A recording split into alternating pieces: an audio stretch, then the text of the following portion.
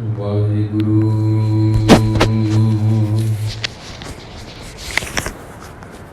ਸਾਹਿਬ ਜੀ।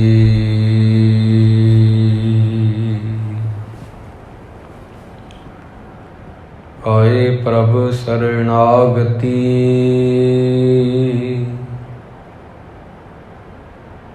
ਕਿਰਪਾ ਨਿਧ ਦਇਆਲ।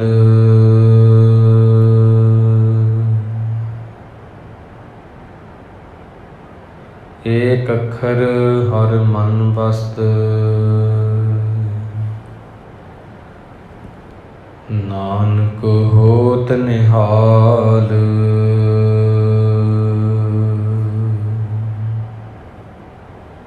ਸਨਮਾਨਯੋਗ ਗੁਰੂ ਕੀ ਸਾਜੀ ਹੋਈ ਗੁਰੂ ਰੂਪ ਸਾਧ ਸੰਗਤ ਜੀ, ਗੁਰਬਾਣੀ ਦੇ ਵਿਚਾਰ ਨੂੰ ਆਰੰਭ ਕਰੀਏ। ਪ੍ਰਥਮ ਸਨਿਮਰ ਫਤਿਹ ਪ੍ਰਵਾਨ ਕਰਨੀ ਜੀ। ਵਾਹਿਗੁਰੂ ਜੀ ਕਾ ਖਾਲਸਾ, ਵਾਹਿਗੁਰੂ ਜੀ ਕੀ ਫਤਿਹ। ਅੱਜ ਦਾ ਜੋ ਪਾਵਨ ਬਚਨ ਹੈ, ਇਹ 9ਵੇਂ ਪਾਤਸ਼ਾਹ ਸਾਹਿਬ ਸ੍ਰੀ ਗੁਰੂ ਤੇਗ ਬਹਾਦਰ ਸਾਹਿਬ ਜੀ, ਉਹਨਾਂ ਦੀ ਰਸਨਾ ਤੋਂ ਗਾਇਨ ਕੀਤਾ ਹੋਇਆ ਸ਼ਬਦ ਹੈ, ਜੋ ਕਿ ਰਾਗ ਸੋਰਠ ਦੇ ਵਿੱਚ 634 ਅੰਗ ਦੇ ਉੱਪਰ ਗੁਰੂ ਗ੍ਰੰਥ ਸਾਹਿਬ ਜੀ ਦੇ ਵਿੱਚ ਸੁਭਾਇਮਾਨ ਹੈ, ਦਰਜ ਹੈ। ਇਸ ਸ਼ਬਦ ਦੇ ਅੰਦਰ ਜੋ ਇਨਸਾਨ ਦੇ ਅੰਦਰ ਇੱਕ ਵਹਿਮ ਹੁੰਦਾ, ਭਰਮ ਹੁੰਦਾ, ਜਾਂ ਅਸੀਂ ਮੋਹ ਦੀਆਂ ਤੰਦਾਂ ਵਿੱਚ ਜੁੜ ਜਾਂਦੇ ਹਾਂ, ਪਰ ਉਹਦੀ ਜਿਹੜੀ ਸੱਚਾਈ ਹੁੰਦੀ ਆ, ਉਹਦੀ ਤਸਵੀਰ ਗੁਰੂ ਤੇਗ ਬਹਾਦਰ ਜੀ ਨੇ ਪੇਸ਼ ਕੀਤੀ ਆ। ਇਨਸਾਨ ਦੇ ਅੰਦਰ ਜਿਹੜੇ ਭਰਮ ਹੁੰਦੇ ਆ, ਉਹਨਾਂ ਸਾਰਿਆਂ ਦਾ ਪਰਦਾਫਾਸ਼ ਕੀਤਾ ਹੈ ਗੁਰੂ ਤੇਗ ਬਹਾਦਰ ਜੀ ਨੇ। ਬਹੁਤ ਵੈਰਾਗ ਵਾਲਾ ਸ਼ਬਦ ਹੈ, ਸੋਰਠ ਮਹੱਲਾ 9ਵਾਂ। ਰਾਗ ਸੋਰਠ ਦੇ ਅੰਦਰ ਗੁਰੂ ਤੇਗ ਬਹਾਦਰ ਸਾਹਿਬ ਜੀ ਫਰਮਾਉਂਦੇ ਨੇ, ਪ੍ਰੀਤਮ ਜਾਨ ਲਿਹੋ ਮਨ ਮਾਹੀ, ਹੇ ਮੇਰੇ ਪ੍ਰੀਤਮ, ਹੇ ਮੇਰੇ ਸੱਜਣ, ਹੇ ਗੁਰਮੁਖ, ਇਸ ਗੱਲ ਨੂੰ ਤੂੰ ਮਨ ਦੇ ਵਿੱਚ ਜਾਣ ਲੈ। ਇਸ ਗੱਲ ਨੂੰ ਤੂੰ ਮਨ ਦੇ ਵਿੱਚ ਵਸਾ ਲੈ। ਆਪਣੇ ਸੁੱਖ ਸਿਉ ਹੀ ਜਗ ਫਾਂਦਿਓ, ਕੋ ਕਾਹੂ ਕੋ ਨਾਹੀ। ਦੁਨੀਆ ਦੇ ਵਿੱਚ ਜਿੰਨੇ ਵੀ ਨਾਤੇ ਆ, ਰਿਸ਼ਤੇ ਆ, ਉਹ ਸਿਰਫ ਤੇ ਸਿਰਫ ਆਪਣੇ ਸੁੱਖਾਂ ਕਰਕੇ ਆ। ਦੁਨੀਆ ਦੇ ਵਿੱਚ ਜਿੰਨੇ ਵੀ ਰਿਸ਼ਤੇ ਆ, ਉਹ ਤੇਰੇ ਨਾਲ ਸੁੱਖਾਂ ਕਰਕੇ ਜੁੜੇ ਹੋਏ ਆ। ਕੋਈ ਵੀ ਅਸਲ ਦੇ ਵਿੱਚ ਕਿਸੇ ਦਾ ਨਹੀਂ ਹੈ। ਆਪਣੇ ਸੁੱਖ ਸਿਉ ਹੀ ਜਗ ਫਾਂਦਿਓ, ਆਪਣੇ ਸੁੱਖਾਂ ਦੀ ਖਾਤਰ ਸਾਰੇ ਹੀ ਦੌੜਦੇ ਆ। ਆਪਣੇ ਸੁੱਖਾਂ ਨੂੰ ਪਾਉਣ ਦੀ ਖਾਤਰ ਸਾਰੇ ਉਦਮ ਕਰਦੇ ਆ, ਪਰ ਅਸਲ ਦੇ ਵਿੱਚ ਕੋ ਕਾਹੂ ਕੋ ਨਾਹੀ। ਪਰ ਤੇਰਾ ਕੋਈ ਵੀ ਨਹੀਂ ਹੈ। ਕਵੀ ਤੁਲਸੀਦਾਸ ਜੀ ਨੂੰ ਬਹੁਤ ਸੋਹਣਾ ਬਿਆਨ ਕਰਦੇ ਆ, ਉਹ ਮੋਹ ਤੇ ਸੁਖ ਚਾਹਤ ਹੈ, ਮੋਏ ਉਹ ਤੇ ਸੁਖ ਚਾਹਤ ਹੈ। ਰਿਸ਼ਤੇ ਇਹੋ ਜਿਹੇ ਹੁੰਦੇ ਆ। ਗੁਰੂ ਤੇਗ ਬਹਾਦਰ ਜੀ ਵੀ ਕਹਿ ਰਹੇ ਆ, ਅਸੀਂ ਕਹਿੰਦੇ ਕਿ ਦੂਜਾ ਬੰਦਾ ਮੈਨੂੰ ਸੁੱਖ ਦੇਵੇ, ਉਹ ਵੀ ਕਹਿ ਰਿਹਾ ਕਿ ਇਹ ਮੈਨੂੰ ਸੁੱਖ ਦੇਵੇ।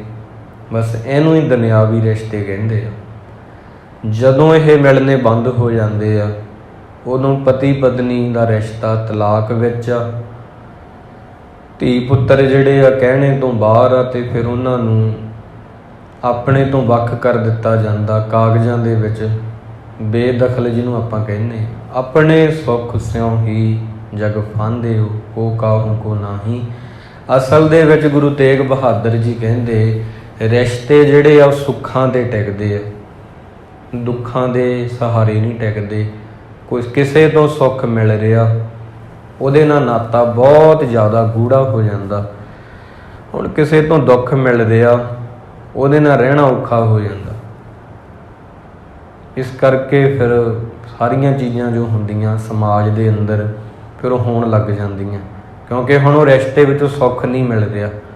ਉਹ ਮੋਹ ਤੇ ਸੁਖ ਚਾਹਤ ਹੈ, ਤੇ ਮੈਂ ਵੀ ਕੋਈ ਘੱਟ ਨਹੀਂ, ਮੋਹ ਤੇ ਸੁਖ ਚਾਹਤ ਹੈ। ਤੂੰ ਮੇਰੀ ਖਾਜ ਕਰ, ਮੈਂ ਤੇਰੀ ਖਾਜ ਕਰਾਂਗਾ। ਇਹ ਰਿਸ਼ਤੇ ਨੂੰ ਖੁਰਕ ਵਾਲਾ ਰੋਗ ਹੋ ਜਾਂਦਾ ਬਹੁਤ ਜਲਦੀ। ਤਾਂ ਪਿਆਰ ਉਹ ਹੁੰਦਾ ਜਿੱਥੇ ਕੋਈ ਤੁਹਾਡਾ ਕਰੇ ਜਾਂ ਨਾ ਕਰੇ, ਪਰ ਤੁਸੀਂ ਕਰ ਰਹੇ ਹੋ। ਤੁਸੀਂ ਬਦਲੇ ਵਿੱਚ ਮੰਗ ਨਹੀਂ ਰਹੇ ਕਿ ਹੁਣ ਉਹ ਮੈਨੂੰ ਸੁੱਖ ਦੇਵੇ, ਬਸ ਤੁਸੀਂ ਉਹਦੇ ਲਈ ਜਿਉ ਰਹੇ ਹੋ। ਜਿਵੇਂ ਕਿ ਗੁਰੂ ਸਾਹਿਬ ਜੀ ਨੇ ਕੀਤਾ, ਸਭ ਨੂੰ ਬਦਲੇ ਵਿੱਚ ਮੰਗਿਆ ਨਹੀਂ, ਵੰਡਿਆ ਹੀ ਆ। ਜਿਹੜੇ ਸਾਡੇ ਰਿਸ਼ਤੇ ਆ ਉਹਦੇ ਵਿੱਚ ਸੌਖਾ ਤੇ ਅਸੀਂ ਬਹੁਤ ਨੇੜੇ ਹੋ ਜਾਂਦੇ ਆ। ਸਾਡੇ ਲੋਕ ਬਹੁਤ ਨੇੜੇ ਹੋ ਜਾਂਦੇ ਆ, ਮਿੱਤਰ ਬਣ ਜਾਂਦੇ ਆ। ਜੇ ਅਮੀਰ ਬੰਦਾ ਕੋਈ, ਉਹਦੇ ਰਿਸ਼ਤੇਦਾਰ ਮੱਲੋ ਮੱਲੀ ਬਣ ਜਾਂਦੇ ਆ, ਧੱਕੇ ਨਾਲ ਨਾਂ ਜੋੜ ਦਿੰਦੇ ਆ। ਗਰੀਬ ਬੰਦਾ ਕੋਈ, ਫਿਰ ਉਹਦੇ ਕੋਈ ਰਿਸ਼ਤੇਦਾਰ ਨਹੀਂ ਉਹਦਾ ਬਣਨਾ ਚਾਹੁੰਦਾ। ਜਦੋਂ ਵਿਪਤਾ ਕਿਸੇ ਤੇ ਆਣ ਪੈਂਦੀ, ਭੈਣ ਭਾਈ ਵੀ ਬੋਲਣੋਂ ਹਟ ਜਾਂਦੇ। ਜਿਹੜੇ ਕਹਿੰਦੇ ਸੀ ਮਰਾਂਗੇ ਨਾਲ ਤੇਰੇ, ਉਹ ਜਿਉਂਦਿਆਂ ਤਾਂ ਹੀ ਵੀ ਨੱਸ ਜਾਂਦੇ। ਉਹ ਲੈ ਕਰ ਆਸ ਬੰਦਾ, ਜੇਕਰ ਆਸ ਬੰਦਾ ਚਲਾ ਜਾਵੇ, ਰਿਸ਼ਤੇਦਾਰ ਵੀ ਮੁਖੜਾ ਵੱਟ ਜਾਂਦੇ। ਇਸ ਕਰਕੇ ਫਿਰ ਸਾਰੀਆਂ ਚੀਜ਼ਾਂ ਹੁੰਦੀਆਂ ਗੁਰੂ ਸਾਹਿਬ ਜੀ ਨੇ ਉਹੀ ਦੱਸੀਆਂ। ਸੁਖ ਮੈਂ ਆਣ, ਸੁਖ ਮੈਂ ਆਣ ਬਹੁਤ ਮਿਲ ਬੈਠਤ। ਜਦੋਂ ਮੇਰੇ ਕੋਲ ਸੌਖਾ, ਬਹੁਤ ਪੈਸੇ ਆ, ਉਦੋਂ ਮੇਰੇ ਬਹੁਤ ਮਿੱਤਰ ਆ। ਜਦੋਂ ਮੇਰੇ ਕੋਲ ਬਹੁਤ ਪੈਸਾ ਹੈ, ਮੈਂ ਅਮੀਰ ਹਾਂ, ਉਦੋਂ ਮੇਰੇ ਬਹੁਤ ਦੋਸਤ ਆ। ਰਹਿਤ ਚਹੂ ਦਿਸ ਘੇਰਾ, ਉਦੋਂ ਮੈਨੂੰ ਘੇਰਾ ਪਾ ਕੇ ਰੱਖਦੇ ਆ, ਮੇਰੇ ਆਲੇ ਦੁਆਲੇ ਰਹਿੰਦੇ ਆ, ਨਾਲ ਨਾਲ ਨਾਲ ਨਾਲ ਪਰਛਾਵੇਂ ਵਾਂਗ। ਹੁਣ ਜਦੋਂ ਮੈਂ ਸਭ ਕੁਝ ਵਿਕ ਗਿਆ ਮੇਰਾ, ਮੈਂ ਗਰੀਬ ਹੋ ਗਿਆ, ਵਿਪਤ ਭਰੀ ਵਿਪਤਾ ਪੈ ਗਈ, ਸਭ ਹੀ ਸੰਗ ਛਾੜਤ। ਹੁਣ ਕੋਈ ਵੀ ਮੇਰਾ ਸੰਗੀ ਬਣਨ ਨੂੰ ਤਿਆਰ ਨਹੀਂ। ਜਿਹੜੇ ਕਹਿੰਦੇ ਸੀ ਮਰਾਂਗੇ ਨਾਲ ਤੇਰੇ, ਜਿਉਂਦਿਆਂ ਤਾਈਂ ਵੀ ਮੁਖੜਾ ਵੱਟ ਜਾਂਦੇ। ਲੈ ਕਰ ਆਸ ਬੰਦਾ ਚਲਾ ਜਾਵੇ, ਰਿਸ਼ਤੇਦਾਰ ਵੀ ਮੁਖੜਾ ਵੱਟ ਜਾਂਦੇ। ਇਕਬਾਲ ਇਸ ਗੱਲ ਦਾ ਸੱਚ ਮੰਨੀ। ਇਸ ਕਰਕੇ ਉਹ ਗੱਲ ਦਾ ਬੰਦਿਆ ਤੂੰ ਯਕੀਨ ਕਰ, ਜਦੋਂ ਲੇਖ ਮੱਥੇ ਦੇ ਫਟ ਜਾਂਦੇ। ਕੋਈ ਵੀ ਨਾ ਬਣੇ ਜੱਗ ਤੇ ਸਾਥੀ, ਕੋਈ ਵੀ ਸਾਥੀ ਨਹੀਂ ਬਣ ਸਕਦਾ ਜਦੋਂ ਉਹ ਵੇਲਾ ਆਉਂਦਾ। ਉਹਦੀ ਮਹਾਰਾਜ ਗੁਰੂ ਤੇਗ ਬਹਾਦਰ ਜੀ ਗੱਲ ਕਰ ਰਹੇ ਆ। ਤੁਸੀਂ ਵੇਖਿਓ ਕਬੀਰ ਸਾਹਿਬ ਜੀ ਤਾਂ ਇੱਥੋਂ ਤੱਕ ਕਹਿੰਦੇ ਆ, ਕਹਿੰਦੇ ਜਿਹੜੇ ਬੰਦੇ ਕੋਲ ਪੈਸਾ ਨਹੀਂ ਹੈਗਾ, ਕੋਈ ਵੀ ਉਹਦੀ ਇੱਜ਼ਤ ਨਹੀਂ ਕਰਦਾ।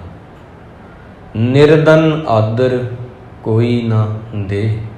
ਨਿਰਧਨ ਕਹਿੰਦੇ ਆ ਗਰੀਬ ਬੰਦੇ ਨੂੰ। ਜਿਸ ਬੰਦੇ ਕੋਲ ਪੈਸਾ ਨਹੀਂ ਹੈਗਾ, ਉਹਦੀ ਕੋਈ ਇੱਜ਼ਤ ਨਹੀਂ ਕਰਦਾ ਦਿਲੋਂ।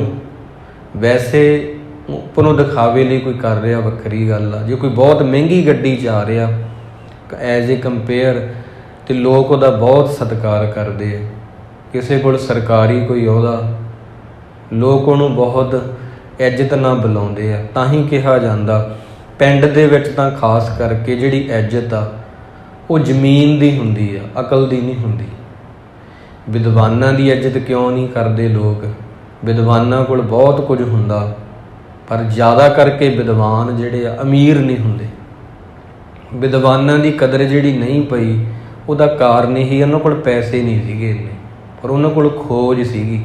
ਨਿਰਧਨ ਆਦਰ ਕੋਈ ਨਾ ਦੇ।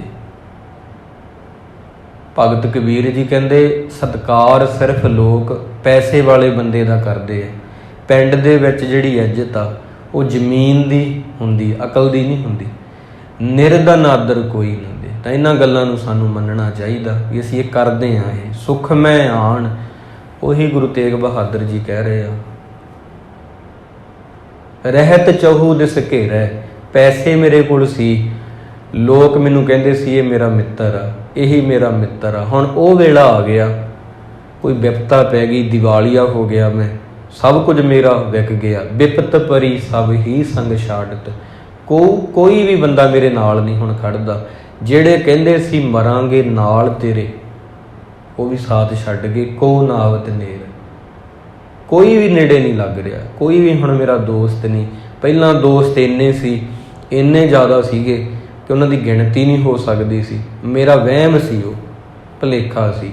ਇਸ ਕਰਕੇ ਵਿਦਵਾਨ ਇਹ ਕਹਿੰਦੇ ਆ ਕਿ ਕਹਿੰਦੇ ਜਦੋਂ ਵਿਆਹ ਦੇ ਕਾਰਡ ਵੰਡਣ ਲੱਗੋ ਆਪਣੇ ਜਾਂ ਆਪਦੇ ਧੀਆਂ ਪੁੱਤਾਂ ਦੇ, ਉਦੋਂ ਨਾ ਵੇਖਿਓ ਕਿ ਕਿੰਨੇ ਤੁਹਾਡੇ ਦੋਸਤ ਆ। ਉਦੋਂ ਸਾਰੇ ਹੀ ਆ ਜਾਣਗੇ, ਉਦੋਂ ਸਾਰੇ ਹੀ ਆ ਜਾਣਗੇ। ਕਹਿੰਦੇ ਜਦੋਂ ਦੁੱਖ ਆਇਆ, ਕੋਈ ਵਿਪਤਾ ਆਈ, ਤੇ ਉਦੋਂ ਵੇਖਿਓ ਵੀ ਕੌਣ ਆਉਂਦਾ, ਉਹ ਤੁਹਾਡਾ ਮਿੱਤਰ ਆ। ਵਿਪਤ ਭਰੀ ਸਭ ਹੀ ਸੰਗ ਛਾੜਤ, ਕੋ ਨਾ ਆਵਤ ਨੇਰ। ਵਿਆਹ ਦੇ ਕਾਰਡ ਵੰਡਣ ਸਮੇਂ ਨਾ ਦੇਖਿਓ ਕਿੰਨੇ ਮਿੱਤਰ ਆ। ਜਦੋਂ ਵਿਪਤਾ ਪਊਗੀ ਉਦੋਂ ਤੁਸੀਂ ਵੇਖੋ ਤੁਹਾਡੇ ਕਿੰਨੇ ਮਿੱਤਰ ਆ। ਅੱਗੇ ਹੋਰ ਗੁਰੂ ਤੇਗ ਬਹਾਦਰ ਜੀ ਚੱਲਦੇ, ਘਰ ਕੀ ਨਾਰ ਬਹੁਤ ਹਿਤ ਜਾਸਿਓ, ਚਾਹੇ ਪਤਨੀ ਆ ਤੇ ਚਾਹੇ ਘਰ ਵਾਲਾ ਹੈ ਪਤੀ ਆ। ਜਦੋਂ ਬੰਦਾ ਚਲਿਆ ਜਾਂਦਾ ਹੈ ਸਾਰੇ ਇਹੀ ਗੱਲ ਪੁੱਛਦੇ ਆ ਵੀ ਇਹਦੀ ਅੰਤਮ ਕਿਰਿਆ ਕਿੰਨੇ ਵਜੇ ਹੋਊਗੀ, ਕਿੰਨਾ ਕੁ ਸਮਾਂ ਰਹਿ ਗਿਆ, ਕਦੋਂ ਕੋ ਸੰਸਕਾਰ ਹੋਵੇਗਾ। ਘਰ ਕੀ ਨਾਰ ਬਹੁਤ ਹਿਤ ਜਾਸਿਓ, ਸਦਾ ਰਹਿਤ ਸੰਗ ਲਾਗੀ। ਜਬ ਹੀ ਹੰਸ ਤਜੀਏ ਕਾਇਆ, ਪ੍ਰੇਤ ਪ੍ਰੇਤ ਕਰ ਭਾਗੀ। ਜਾਂਦੀ ਵਾਰ ਡਰਾਉਣਾ ਬਣਿਆ, ਹੱਥ ਨ ਲਾਉਂਦੇ ਡਰਦੇ। ਜਿਨ੍ਹਾਂ ਲਈ ਤੂੰ ਪਾਪ ਕਮਾਏ, ਕਿੱਥੇ ਗਏ ਤੇਰੇ ਘਰ ਦੇ। ਜਾਂਦੀ ਵਾਰ ਡਰਾਉਣਾ ਬਣਿਆ, ਘਰ ਕੀ ਨਾਰ ਬਹੁਤ ਹਿਤ ਜਾਸਿਓ। ਘਰ ਵਾਲੇ ਹੀ, ਪਤੀ ਚਾਹੇ ਪਤਨੀ ਦੋਨੋਂ ਹੀ ਕਹਿੰਦੇ ਆ ਪ੍ਰੇਤ ਪ੍ਰੇਤ ਕਰ ਭਾਗੀ। ਹੁਣ ਡਰਾਉਣਾ ਲੱਗਦਾ ਉਹੀ ਬੰਦਾ, ਡਰ ਲੱਗਦਾ ਭਾਵ ਕਿ ਉਹਦਾ ਜਿਹੜਾ ਸ਼ਵ ਆ, ਉਹਦਾ ਜਿਹੜਾ ਸਰੀਰ ਆ, ਉਹ ਲਾਸ਼ ਆ, ਹੁਣ ਉੱਦਾਂ ਦੀ ਨਹੀਂ ਰਹੀ। ਜਾਂਦੀ ਵਾਰ ਡਰਾਉਣਾ ਬਣਿਆ, ਹੱਥ ਨਾ ਲਾਉਂਦੇ ਡਰਦੇ। ਕਈ ਲਾਸ਼ ਨੂੰ ਹੱਥ ਲਾਉਣ ਤੋਂ ਡਰਦੇ ਹੁੰਦੇ। ਜਿਨ੍ਹਾਂ ਲਈ ਤੂੰ ਪਾਪ ਕਮਾਏ, ਕਿੱਥੇ ਗਏ ਤੇਰੇ ਘਰ ਦੇ। ਪ੍ਰੇਤ ਪ੍ਰੇਤ ਕਰ ਭਾਗੀ। ਅਖੀਰਲੀ ਪੰਕਤੀ ਵਿੱਚ ਗੁਰੂ ਤੇਗ ਬਹਾਦਰ ਮਹਾਰਾਜ ਦੁਨੀਆ ਦਾ ਸੱਚ ਬਿਆਨ ਕਰਦੇ ਆ। ਇਹ ਬਿਦ ਕੋ ਵਿਵਹਾਰ ਬਣਿਓ ਹੈ, ਜਾਂ ਸੋ ਨਿਹੋ ਲਗਾਇਓ। ਅੰਤ ਬਾਰ ਨਾਨਕ ਬਿਨ ਹਰਜੀ, ਕੋ ਕਾਮ ਨਾ ਆਇਓ। ਅਸਲ ਦੇ ਵਿੱਚ ਬੰਦਿਆ, ਜਿਹੜੀ ਚੀਜ਼ ਨਾਲ ਤੂੰ ਨੇਹ ਕਰਨਾ ਸੀ, ਸਨੇਹ ਕਰਨਾ ਸੀ, ਉਹ ਕਰ ਨਹੀਂ ਪਾਇਆ। ਤੇ ਅੰਤ ਸਮੇਂ ਜਿਨ੍ਹਾਂ ਨਾਲ ਤੂੰ ਸਨੇਹ ਬਹੁਤ ਕੀਤਾ, ਉਹ ਤੇਰੇ ਕੰਮ ਨਾ ਆ ਸਕੇ। ਇਸ ਕਰਕੇ ਜਿਸ ਨਾਲ ਸਨੇਹ ਬਣਾਉਣਾ ਸੀ ਤੂੰ ਬਣਾ ਨਹੀਂ ਸਕਿਆ। ਤੇ ਉੱਚੇ ਟਿੱਬੇ ਸ਼ੇਰਾਂ ਮੱਲੇ, ਥਲ ਮੱਲੇ ਮੁਰਗਾਈਆਂ। ਚਾਰਾਂ ਨੁਕਰਾਂ ਮੌਤ ਨੇ ਮੱਲੀਆਂ, ਫਜ਼ਲ ਕਰੀ ਰੱਬ ਸਾਈਆਂ, ਫਜ਼ਲ ਕਰੀ ਰੱਬ ਸਾਈਆਂ। ਤੇ ਉਹ ਰੱਬ ਕਿਵੇਂ ਉੱਥੇ ਫਿਰ ਉਹਨੇ ਕੰਮ ਆਉਣਾ ਸੀ ਜਿਹਨੂੰ ਤੂੰ ਯਾਦ ਹੀ ਨਹੀਂ ਕੀਤਾ ਕਦੇ। ਤਾਂ ਹੀ ਕਹਿੰਦੇ ਆਪਦੇ ਮਾਲਕ ਨੂੰ ਯਾਦ ਕਰੋ, ਆਪਦੇ ਸਾਈਂ ਨੂੰ ਯਾਦ ਕਰੋ। ਮੁੜ ਮੁੜ ਬਾਣੀ ਕਹਿ ਰਹੀ ਆ ਜ਼ਿੰਦਗੀ ਬਹੁਤ ਥੋੜ੍ਹੀ ਆ। ਉਹ ਦਿਨ ਦੂਰ ਨਹੀਂ, ਉਹ ਦਿਨ ਦੂਰ ਨਹੀਂ ਜਿਸ ਦਿਨ ਬੇਸੁੱਧ ਜੀ ਲੱਕੜੀ ਦੇ ਵਾਂਗ ਇਹ ਸਰੀਰ ਪਿਆ ਹੋਵੇਗਾ ਜ਼ਮੀਨ 'ਤੇ। ਬਹੁਤ ਲੰਮੀ ਕਹਾਣੀ ਨਹੀਂ, ਉਹ ਛੋਟੀ ਹੋਈ ਆ। ਬਾਰ-ਬਾਰ ਬਾਣੀ ਮੌਤ ਕਿਉਂ ਯਾਦ ਕਰਾਉਂਦੀ ਆ? ਮੌਤ ਸੱਚ ਆ, ਜਿਉਣਾ ਝੂਠ ਆ। ਬਾਰ-ਬਾਰ ਬਾਣੀ ਸੱਚ ਦਿਖਾ ਰਹੀ ਆ। ਬੰਦਾ ਉਹ ਤੋਂ ਮੁਨਕਰ ਹੋ ਰਿਹਾ, ਬੰਦਾ ਉਹ ਤੋਂ ਭੱਜ ਰਿਹਾ ਸੱਚ ਤੋਂ। ਮਰਨਾ ਨਾਮ ਹੈ ਮੁੱਕ ਜਾਣੇ ਦਾ, ਮੁੱਕ ਗਿਆ ਬਸ ਹੋਈ। ਮਰ ਗਿਆ ਜਿਹੜਾ ਦੁਨੀਆ ਵਿੱਚੋਂ, ਮੁੜ ਕੇ ਮਿਲਿਆ ਨਾ ਕੋਈ। ਦਮ ਦੇ ਨਾਲੇ ਆਦਮ ਬਣਿਆ, ਦਮ ਦੇ ਕਰਕੇ ਹੀ ਆਪਾਂ ਆਦਮੀ ਆ, ਸਾਹ ਕਰਕੇ ਆਦਮੀ ਆ। ਦਮ ਮੁੱਕਾ ਬਸ ਹੋਇਆ, ਇੱਕ ਦਿਨ ਤੇਰੀਆਂ ਗੱਲਾਂ ਹੋ ਸਨ, ਅੱਜ ਰੰਗੀਲਾ ਸੋਇਆ। ਜਿਹਦੀਆਂ ਅੱਜ ਬਹੁਤ ਗੱਲਾਂ ਹੁੰਦੀਆਂ, ਸਿਤਾਰਿਆਂ ਵਾਂਗ ਚਮਕਦੇ ਹਾਂ, ਤੇ ਇੱਕ ਦਿਨ ਬੁਲਾਇਆ ਨਹੀਂ ਬੋਲਾਂਗੇ। ਉਹ ਵੀ ਦਿਨ ਆਊਗਾ, ਉਹ ਸਭ 'ਤੇ ਹੀ ਆਊਗਾ। ਤਾਂ ਉਹਨੂੰ ਗੁਰੂ ਤੇਗ ਬਹਾਦਰ ਜੀ ਦੀ ਜਦੋਂ ਆਪਾਂ ਕੋਈ ਵੀ ਬਾਣੀ ਪੜ੍ਹਾਂਗੇ, ਉਦੋਂ ਤੁਹਾਨੂੰ ਇਹੀ ਗੱਲਾਂ ਮਿਲਣੀਆਂ। ਗੁਰੂ ਤੇਗ ਬਹਾਦਰ ਜੀ ਦੀ ਬਾਣੀ ਜਦੋਂ ਤੁਸੀਂ ਪੜ੍ਹੋਗੇ, ਉਹਨਾਂ ਇਹੀ ਕਹਿਣਾ ਤੇਰਾ ਅਸਲ ਮਿੱਤਰ ਹੋਰ ਆ, ਤੂੰ ਉਹਨੂੰ ਪਛਾਣ। ਚਲੋ ਇਹ ਜਿਹੜੇ ਮਾਤਾ ਪਿਤਾ ਨੇ, ਭੈਣ ਭਰਾ ਨੇ, ਦੋਸਤ ਮਿੱਤਰ ਨੇ, ਕੋਈ ਵੀ ਸੱਜਣ ਆ, ਪਤਨੀ ਆ, ਬੱਚੇ ਨੇ, ਰਿਸ਼ਤੇਦਾਰ ਆ, ਤੇ ਪੂਰਵ ਜਨਮ ਕੇ ਮਿਲੇ ਸੰਜੋਗੀ, ਅੰਤੇ ਕੋ ਨਾ ਸਹਾਈ। ਇਹਨਾਂ ਦੀ ਆਪਾਂ ਇੱਜ਼ਤ ਕਰਨੀ ਹੈ। ਇੱਜ਼ਤ ਤਾਂ ਕਰਨੀ ਇਹਨਾਂ 'ਚ ਰੱਬ ਵਸਦਾ। ਪਰ ਇਹ ਵੀ ਨਾਲ ਕਹਿਣਾ ਵੀ ਜਿੱਥੇ ਰੱਬ ਨੇ ਖੜਨਾ, ਮੇਰੇ ਗੁਰੂ ਨੇ ਖੜਨਾ, ਜਿੱਥੇ ਬਾਣੀ ਨੇ ਖੜਨਾ, ਉੱਥੇ ਨਹੀਂ ਖੜ ਸਕਦੇ, ਉੱਥੇ ਨਹੀਂ ਕੰਮ ਆਉਣੇ। ਇਹ ਨਹੀਂ ਕਿ ਆਪਾਂ ਕਹਿਣਾ ਕਿ ਇਹਨਾਂ ਦੀ ਇੱਜ਼ਤ ਨਹੀਂ ਕਰਨੀ, ਇਹਨਾਂ ਦੀ ਵੀ ਆਪਾਂ ਇੱਜ਼ਤ ਕਰਨੀ ਆ। ਭਰਾ ਆਪਣਾ ਆਪਣੇ ਤੋਂ ਵੱਡਾ ਚਾਹੇ ਛੋਟਾ ਰਿਸ਼ਤੇਦਾਰ ਆ, ਉਹਨਾਂ ਦੀ ਕਦਰ ਕਰਨੀ ਆ ਆਪਾਂ ਰਿਸ਼ਤਿਆਂ ਦੀ, ਕਿਉਂਕਿ ਪੂਰਵ ਜਨਮ ਕੇ ਮਿਲੇ ਸੰਜੋਗੀ। ਲੈਣਾ ਦੇਣਾ ਸੀਗਾ ਕੋਈ ਤਾਂ ਇਕੱਠੇ ਹੋਏ ਆ, ਤੇ ਉਹਨੂੰ ਠੀਕ ਤਰੀਕੇ ਨਾਲ ਨਿਬੇੜਨਾ ਲੈਣਾ ਦੇਣਾ। ਇਸ ਕਰਕੇ ਰੱਬ ਨੇ ਜਿੱਥੇ ਖੜਨਾ ਉੱਥੇ ਹੋਰ ਨਹੀਂ ਕੋਈ ਕੰਮ ਆ ਸਕਦਾ। ਅੰਤ ਬਾਰ ਨਾਨਕ ਬਿਨ ਹਰਿ। ਅਖੀਰਲੇ ਸਮੇਂ ਵਿੱਚ ਰੱਬ ਤੋਂ ਬਿਨਾਂ, ਗੁਰੂ ਤੋਂ ਬਿਨਾਂ ਕੋਈ ਕਾਮ ਨਾ ਆਇਓ। ਕਿਸੇ ਨੇ ਵੀ ਤੇਰੇ ਕੰਮ ਨਹੀਂ ਆਉਣਾ। ਜਦੋਂ ਤੁਸੀਂ ਗੁਰੂ ਤੇਗ ਬਹਾਦਰ ਜੀ ਨੂੰ ਪੜ੍ਹੋਗੇ, ਹਰ ਗੁਰੂ ਦੀ ਇੱਕ ਤਾਸੀਰ ਆ ਬਾਣੀ ਵਿੱਚ, ਇਹਨੂੰ ਆਪਾਂ ਤਾਸੀਰ ਕਹਿੰਦੇ ਆ। ਕਬੀਰ ਸਾਹਿਬ ਜੀ ਦੀ ਤਸੀਰ ਹੋਰ ਤਰ੍ਹਾਂ ਦੀ ਆ, ਉਹ ਸਿੱਧਾ ਹੀ ਕ੍ਰਾਂਤੀਕਾਰੀ ਭਗਤ ਆ। ਇੱਕ ਭਗਤ ਉਹ ਹੁੰਦੇ ਆ ਜਿਹੜੇ ਬਸ ਆਰਾਮ ਨਾਲ ਬੈਠੇ ਬੰਦਗੀ ਕਰਦੇ ਆ। ਕਬੀਰ ਸਾਹਿਬ ਜੀ ਉਹਨਾਂ 'ਚੋਂ ਨਹੀਂ ਹੈਗੇ, ਉਹ ਤਾਂ ਸਿੱਧੇ ਹੀ ਜਾ ਕੇ ਜਿਹੜੇ ਪੰਡਤ ਸੀਗੇ ਉਹਨਾਂ ਨੂੰ ਕਹਿ ਦਿੰਦੇ ਸੀ ਕਿ ਪੰਡਤ ਵੇਦ ਵਿਚਾਰ ਪੰਡਤ, ਮਨ ਕਾ ਕ੍ਰੋਧ ਨਿਵਾਰ ਪੰਡਤ। ਜੋ ਤੂੰ ਬ੍ਰਾਹਮਣ ਬ੍ਰਾਹਮਣੀ ਜਾਇਆ, ਤੋ ਆਨ ਬਾਟ ਕਾਹੇ ਨਹੀਂ ਆਇਆ। ਤੁਮ ਕਤ ਬ੍ਰਾਹਮਣ ਹਮ ਕਤ ਸੂਦ, ਤੁਮ ਕਤ ਲੋਹੂ ਹਮ ਕਤ ਦੂਧ। ਇਸ ਕਰਕੇ ਉਹ ਸਿੱਧਾ ਹੀ ਕਹਿੰਦੇ, ਜੇ ਮੈਂ ਨੀਵੀਂ ਜਾਤੀ ਵਾਲਾ, ਬ੍ਰਾਹਮਣ ਨੂੰ ਕਹਿੰਦੇ, ਫਿਰ ਮੇਰੀਆਂ ਰਗਾਂ ਦੇ ਵਿੱਚ ਕੀ ਖੂਨ ਆ, ਤੇ ਤੇਰੇ ਕੀ ਦੁੱਧ ਵਗਦਾ ਹੈ। ਤੇਰੇ ਵੀ ਖੂਨ ਆ, ਮੇਰੇ ਵੀ ਖੂਨ ਵਗਦਾ, ਕੋਈ ਫਰਕ ਨਹੀਂ ਭਾਵ ਕੀ। ਤਾਂ ਇੱਦਾਂ ਦੀ ਤਸੀਰ ਆ। ਤਾਂ ਜਿਹੜੀ ਗੁਰੂ ਤੇਗ ਬਹਾਦਰ ਜੀ ਦੀ ਬਾਣੀ ਆ, ਕਹਿਣ ਦਾ ਭਾਵ ਇਹ ਆ ਕਿ ਉਹਦੇ ਵਿੱਚ ਵਿਰਾਗ ਬਹੁਤ ਆ। ਵਿਰਾਗ ਤਾਂ ਹੈ, ਉਹਦੇ ਵਿੱਚ ਹਰ ਗੱਲ ਪਿੱਛੇ ਮੌਤ ਆ। ਜਦੋਂ ਤੁਸੀਂ ਗੁਰੂ ਤੇਗ ਬਹਾਦਰ ਜੀ ਨੂੰ ਪੜ੍ਹੋਗੇ, ਉਹਨਾਂ ਦੇ ਚਾਹੇ ਸ਼ਲੋਕ ਆ, ਭੋਗ ਦੇ ਸ਼ਲੋਕ ਆਪਾਂ ਪਹਿਲਾਂ ਪੜ੍ਹੇ ਆ, ਤੇ ਉਹਦੇ ਵਿੱਚ ਵੀ ਸਾਰਾ ਹੀ ਇਹੀ ਆ ਕਿ ਬੰਦਿਆ ਸੱਚ ਮੌਤ ਆ, ਜ਼ਿੰਦਗੀ ਝੂਠ ਆ, ਤੂੰ ਇਹਨੂੰ ਮੰਨ ਲਾ। ਜਿੰਨੀ ਛੇਤੀ ਮੰਨ ਲੇਗਾ ਤੇਰਾ ਇਹ 'ਚ ਭਲਾ ਹੀ ਆ, ਉਨੀ ਛੇਤੀ ਤੇਰਾ ਭਲਾ। ਸੋ ਗੁਰੂ ਸਾਹਿਬ ਜੀ ਵਾਰ-ਵਾਰ ਸਮਝਾਉਂਦੇ ਆ। ਉਹਨਾਂ ਦੇ ਸਮਝਾਉਣ ਦਾ ਮਤਲਬ ਇਹੀ ਆ ਕਿ ਅਸੀਂ ਇਹਨੂੰ ਮੰਨ ਲਈਏ ਵੀ ਮੈਂ ਵੀ ਮਰਾਂਗਾ। ਜੇ ਤੁਸੀਂ ਇਹ ਵੀ ਮੰਨ ਲਓਗੇ ਮੈਂ ਵੀ ਇੱਕ ਦਿਨ ਮਰੂੰਗਾ, ਤਾਂ ਮੰਨੇ ਕੀ ਗਤ ਕਹੀ ਨਾ ਜਾਏ। ਇੰਨਾ ਵੀ ਤੁਸੀਂ ਮੰਨ ਲਓ ਨਾ, ਤੇ ਤਾਂ ਵੀ ਵਾਹ ਹੈ। ਵਾਹਿਗੁਰੂ ਤਾਂ ਵਾਹ ਹੀ ਆ। ਜਿਹੜਾ ਬੰਦਾ ਇਹ ਵੀ ਮੰਨ ਲਵੇ ਵੀ ਵਾਕਈ ਲੋਕ ਮਰਦੇ ਆ, ਮੈਂ ਵੀ ਮਰੂੰਗਾ, ਉਹ ਵੀ ਵਾਹ ਹੋ ਜਾਂਦਾ। ਪਹਿਲਾਂ ਮਰਨ ਕਬੂਲ, ਪਹਿਲਾਂ ਤੂੰ ਮੌਤ ਹੀ ਮੰਨ ਵੀ ਮੈਂ ਮਰੂੰਗਾ। ਜੀਵਨ ਕੀ ਛੱਡ ਆਸ, ਕਹਿ ਦੇ ਜ਼ਿੰਦਗੀ ਝੂਠੀ ਆ, ਜ਼ਿੰਦਗੀ ਸੁਪਨਾ ਹੈ। ਹੋ ਸਵਣ ਕੀ ਰੇਣਕਾ, ਸਾਰਿਆਂ ਦੇ ਚਰਨਾਂ ਦੀ ਧੂੜੀ ਹੋ ਜਾ। ਨਿਮਰਤਾ ਰੱਖ ਆਪਦੇ ਦਿਲ 'ਚ, ਤੋ ਆਓ ਹਮਾਰੇ ਪਾਸ, ਫਿਰ ਤੂੰ ਮੇਰੇ ਕੋਲ ਆ ਸਕਦਾ। ਜੇ ਤੈਨੂੰ ਮੌਤ ਹੀ ਨਹੀਂ ਕਬੂਲ ਹੈਗੀ, ਤੇਰੇ 'ਚ ਨਿਮਰਤਾ ਹੀ ਹੈ ਨਹੀਂ, ਤਾਂ ਦੂਰ ਜਾ ਕੇ ਖੜ ਜਾ। 50 ਕਿਲੋਮੀਟਰ 60 ਕਿਲੋਮੀਟਰ ਤੂੰ ਮੇਰੇ ਨੇੜੇ ਨਹੀਂ ਹੋ ਸਕਦਾ। ਇਹ ਗੁਰੂ ਸਾਹਿਬ ਦੇ ਖੁਦ ਦੇ ਬਚਨ ਆ। ਤਾਂ ਇਹ ਸਾਰੀਆਂ ਚੀਜ਼ਾਂ ਸਾਨੂੰ ਕਬੂਲ ਕਰਨੀਆਂ ਪੈਣਗੀਆਂ। ਸਾਖੀ ਆਪ ਜੀ ਸਰਵਣ ਕਰੋ, ਰੋਜ਼ਾਨਾ ਜਿਹੜੀ ਆਪਾਂ ਸਰਵਣ ਕਰਦੇ ਹਾਂ। ਦੁਨੀਆ ਨੂੰ ਤਾਰਦੇ ਹੋਏ ਬਾਬਾ ਨਾਨਕ ਜੀ, ਇੱਕ ਸਮੁੰਦਰ ਟਾਪੂ ਸੀ, ਤੇ ਸਮੁੰਦਰ ਦੇ ਵਿੱਚ ਟਾਪੂ ਸੀ, ਨਗਰ ਸੀ ਉੱਥੇ ਬਣਿਆ, ਨਾਮ ਸੀ ਉਹਦਾ ਬਸੀਹਰ। ਬਸੀਹਰ ਨਗਰ ਵਿੱਚ ਪਹੁੰਚੇ ਗੁਰੂ ਨਾਨਕ ਸਾਹਿਬ ਜੀ। ਉਹੀ ਮਾਇਆ ਗੁਰੂ ਦੀ, ਉਹੀ ਮਾਇਆ। ਇੱਕ ਨਾ ਨੋ ਤੂੰ ਮੇਲ ਲੈ ਕੇ ਆਪੋ ਤੁਧ ਖਵਾਇਆ, ਤੁਧ ਆਪ ਵਿਛੋੜਿਆ ਆਪ ਮਿਲਾਇਆ। ਉਹੀ ਗੁਰੂ ਦੀ ਮਾਇਆ, ਵਿਛੋੜਨ ਵਾਲਾ ਮਿਲਣ ਵਾਲਾ ਦੋਨੋਂ ਉਹੀ ਆ, ਹੋਰ ਨਹੀਂ ਦੂਜਾ ਕੋਈ, ਉਹਦੇ ਬਿਨਾਂ ਕੋਈ ਨਹੀਂ ਦੂਜਾ, ਉਹਦੀ ਉਹੀ ਮਾਇਆ ਵਾ। ਭਾਈ ਮਰਦਾਨਾ ਜੀ ਨੂੰ ਭੁੱਖ ਲੱਗਦੀ ਆ, ਫਿਰ ਕਹਿੰਦੇ ਬਾਬਾ ਬਹੁਤ ਬਹੁਤ ਭੁੱਖ ਲੱਗੀ ਹੈ। 3-4 ਦਿਨਾਂ ਬਾਅਦ ਫਿਰ ਉਹ ਕਹਿ ਰਹੇ ਆ, ਕੋਈ ਜ਼ਿਆਦਾ ਨਹੀਂ, 3-4 ਦਿਨ ਲੰਘਾ ਦੇ ਬੰਦਾ। ਇਹ ਬਹੁਤ ਕਮਾਈ ਵਾਲੀਆਂ ਗੱਲਾਂ ਨੇ। ਆਪਾਂ ਸਵੇਰੇ ਰੋਟੀ ਖਾ ਲਈ, ਦੁਪਹਿਰੇ ਖਾਂਦੇ ਹਾਂ, ਦੁਪਹਿਰੇ ਖਾ ਲਈ, ਸ਼ਾਮ ਨੂੰ ਖਾਂਦੇ ਹਾਂ, ਕਈ 4-5 ਵਾਰ ਵੀ ਖਾਂਦੇ ਹੋਣਗੇ, ਇੱਦਾਂ ਦੇ ਵੀ ਆ ਦਿਨ 'ਚ। ਉਹ 3 ਦਿਨਾਂ ਬਾਅਦ ਮੰਗ ਲੈਂਦੇ ਆ, ਕੋਈ ਵੱਡੀ ਗੱਲ ਨਹੀਂ, ਬਸ ਉਹ ਵੀ ਮਾਇਆ ਹੀ ਆ ਜੇ 3 ਦਿਨਾਂ ਬਾਅਦ ਮੰਗਦੇ ਆ। ਕਹਿੰਦੇ ਬਹੁਤ ਭੁੱਖ ਲੱਗੀ ਗੁਰੂ ਜੀ। ਕਹਿੰਦੇ ਤੁਸੀਂ ਇਉਂ ਕਰੋ, ਨਗਰ ਵਿੱਚ ਜਾਓ ਤੇ ਤੁਹਾਨੂੰ ਬਹੁਤ ਪ੍ਰਸ਼ਾਦਾ ਮਿਲੇਗਾ, ਫਿਕਰ ਨਾ ਕਰੋ। ਕਹਿੰਦੇ ਨਗਰ ਵਿੱਚ ਕੋਈ ਨਹੀਂ ਜਾਣਦਾ ਜੀ, ਸਮੁੰਦਰੋਂ ਪਾਰ ਆ ਗਏ, ਕੌਣ ਆ ਇੱਥੇ? ਗੁਰੂ ਸਾਹਿਬ ਜੀ ਕਹਿਣ ਲੱਗੇ, ਇੱਕ ਭਾਈ ਝੰਡਾ ਜੀ ਇੱਥੇ ਰਹਿੰਦੇ ਆ, ਬਹੁਤ ਪਿਆਰੇ ਸਿੱਖ ਆ, ਉਹਨਾਂ ਦਾ ਪਤਾ ਪੁੱਛ ਕੇ ਚਲੇ ਜਾਓ ਜੀ ਉੱਥੇ।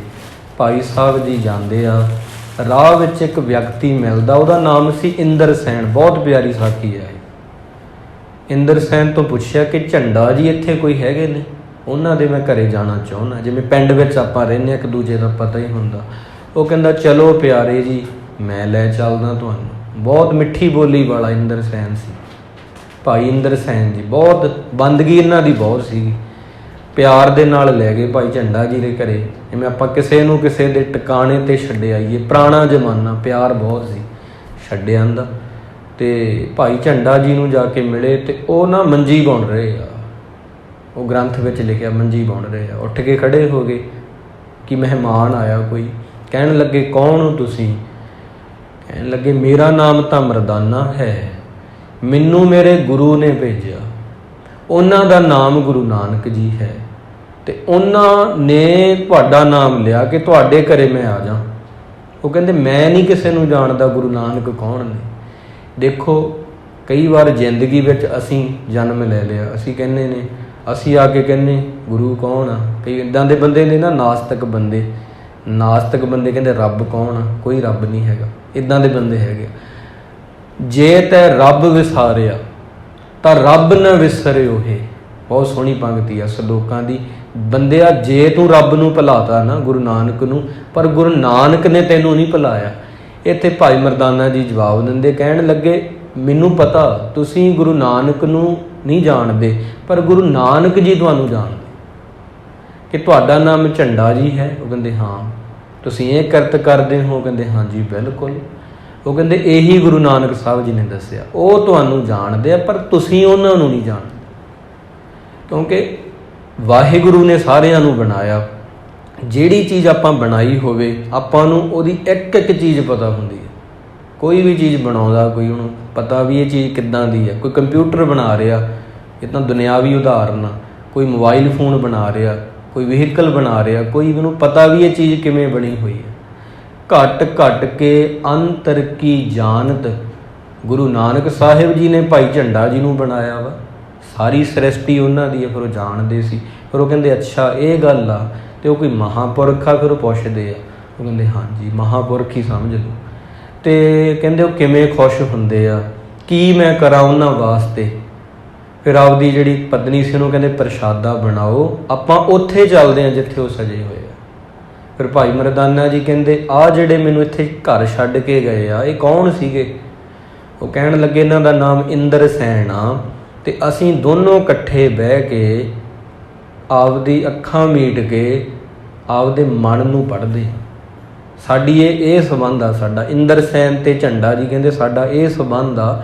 ਅਸੀਂ 24 ਘੰਟਿਆਂ ਵਿੱਚੋਂ ਕੁਝ ਘੰਟੇ ਕੱਢਦੇ ਹਾਂ ਰੋਜ਼, ਅੱਖਾਂ ਮੀਟ ਕੇ ਪੜ੍ਹਦੇ ਹਾਂ ਮਨ ਨੂੰ ਕਿ ਮਨ ਕੀ ਆ, ਕੀ ਮਨ ਹੈ, ਕੀ ਇੱਦਾਂ ਕਿਉਂ ਕਰਦਾ, ਇਹ ਭੱਜਦਾ ਕਿਉਂ ਆ। ਮਨ ਨੂੰ ਵੇਖਦੇ ਹਾਂ, ਆਪਦੇ ਨੂੰ, ਮਨ ਨੂੰ ਪੜ੍ਹਦੇ ਹਾਂ। ਇਹ ਅਸੀਂ ਬਸ ਸਾਡਾ ਇਹੀ ਸੰਬੰਧ ਆ। ਕਹਿੰਦੇ ਇੰਦਰ ਸੈਨ ਜੀ ਕੌਣ ਨੇ? ਉਹ ਕਹਿੰਦੇ ਇੰਦਰ ਸੈਨ ਜੀ ਸੁਦਰ ਸੈਨ ਇੱਥੋਂ ਦਾ ਰਾਜਾ, ਉਹਦੇ ਭਾਣਜੇ ਲੱਗਦੇ, ਰਾਜਾ ਇਹਨਾਂ ਦਾ ਮਾਮਾ ਲੱਗਦਾ।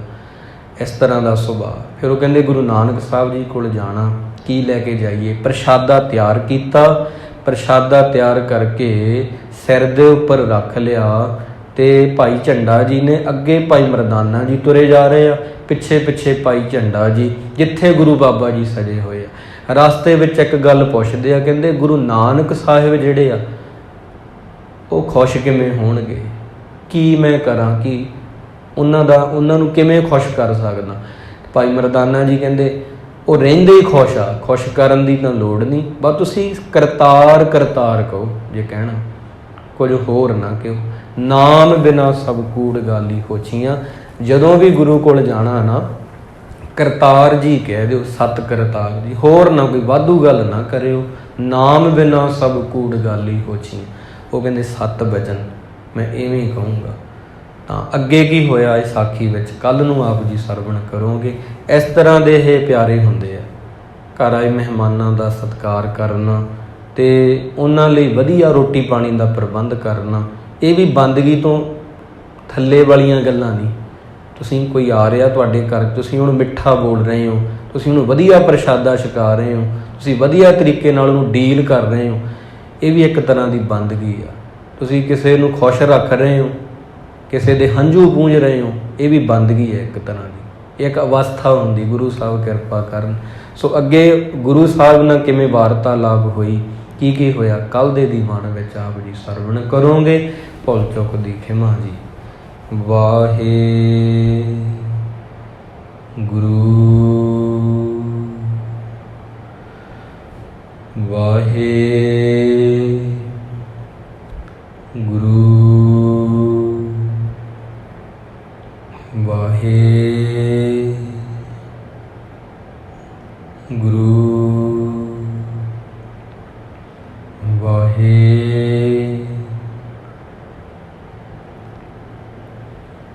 ਵਾਹੇ ਗੁਰੂ ਵਾਹੇ ਗੁਰੂ ਵਾਹੇ ਵਾਹਿਗੁਰੂ ਜੀ ਕਾ ਖਾਲਸਾ ਵਾਹਿਗੁਰੂ ਜੀ ਕੀ ਫਤਿਹ। ਤੂੰ ਠਾਕੁਰ ਤੁਮ ਪਹਿਰਦਾ